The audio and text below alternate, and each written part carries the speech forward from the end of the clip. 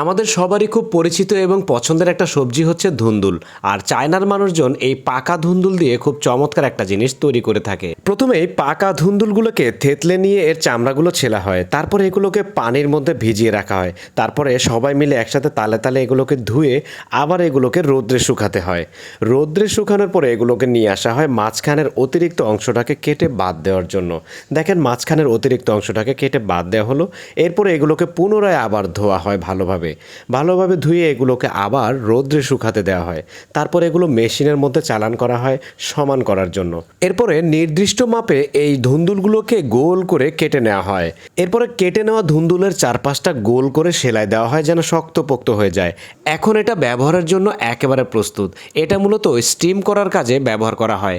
ভাপা পিঠা, মোমো কিংবা যে কোনো ধরনের ভাপ দেওয়া পিঠাগুলো এইটা দিয়ে তৈরি করা হয়। দর্শক, কেমন লাগলো আজকের ভিডিও কমেন্ট করে অবশ্যই জানাবেন এবং পরবর্তী ভিডিও দেখার আমন্ত্রণ জানিয়ে আজকের মতো বিদায় নিচ্ছি। ধন্যবাদ সবাইকে।